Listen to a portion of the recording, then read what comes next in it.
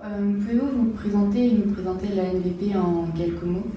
Oui, alors moi je suis Marie-Thérèse Pépion, je suis donc la présidente des visiteurs sur le département 35 et je suis également visiteuse au centre pénitentiaire des femmes depuis 2000. L'association nationale des visiteurs est une association dont le siège est à Paris. Nous travaillons par département et le but de cette association est surtout d'être à l'écoute de la personne incarcérée. Et qu'est-ce qui vous a poussé à prendre part à cette association? Parce que je suis touchée par l'enfermement et l'abandon, donc je pense et je souhaitais faire de l'écoute et justement, moi je pense que les détenus, enfin les personnes incarcérées correspondent à la population que je souhaitais entendre. D'accord. Qu'est-ce que vous faites concrètement quand vous allez en prison? Quelles sont les actions concrètes que... C'est une fois de plus, comme je viens de vous le dire, c'est essentiellement d'écoute puisque le rôle du visiteur est vraiment que ça. Nous n'avons pas le droit d'amener quoi que ce soit pour la personne incarcérée. Les seules choses qui sont possibles, c'est au moment de Noël, puisqu'il y a un colis qui est attribué à chaque détenu, un colis de 5 kilos, enfin qui est possible pour une détenue ou un détenu de recevoir de la part de sa famille. S'il n'y a pas de famille, nous on a cette possibilité de remplacer la famille ou au moins de compléter le colis en question si toutefois il ne dépasse pas ces 5 kilos.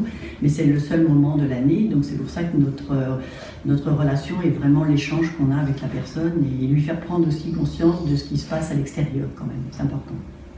D'accord, et est-ce que cela vous apporte sur le plan personnel? C'est forcément, alors c'est vrai qu'on donne du temps, mais on reçoit, puisque c'est quand même, c'est une population qui est, comment on va dire, moi je sais que j'aurais jamais côtoyé une population comme ça si je n'avais pas été visiteuse, parce que ce sont des gens qui sont quand même, moi je parle des femmes que je rencontre, pour bien souvent qui sont issues de familles complètement défavorisées. J'ai rencontré des femmes qui ne savaient ni lire ni écrire encore aujourd'hui, donc c'est vraiment la pauvreté, quoi. Donc ça m'apporte surtout de leur donner un peu de, comment on va dire, de bien-être, je ne sais pas si c'est le terme, mais le fait qu'elles savent que nous ne sommes pas dans le jugement et que nous leur donnons du temps, pour elles c'est important, donc justement, c'est ça aussi. Donc. Et au travers de vos échanges avec les détenus, avez-vous eu moins de problèmes auxquels ils sont confrontés?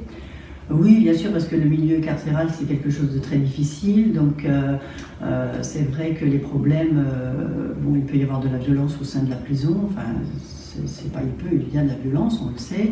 Tout ce qui est médical, c'est très compliqué aussi, parce que, par exemple, si une détenue a mal, souffre d'un mal particulier, elle ne peut pas avoir un rendez-vous comme ça, il faut qu'elle fasse un courrier, tout se passe par courrier à l'intérieur de la prison, donc c'est des difficultés supplémentaires à la maladie, quoi, entre autres. Des conventions et des déclarations comme celle des droits de l'homme sont mises en place pour que les détenus aient des conditions de vie convenables en prison. Est-ce que, d'après ce que vous avez pu voir et entendre, elles sont globalement respectées ou... Disons que ça s'améliore, mais après, il y a forcément, et puis tout dépend des prisons aussi. Je pense que à la prison des femmes à Rennes, c'est une petite, c'est un centre pénitentiaire, un centre de détention avec une maison d'arrêt, mais elles ne sont,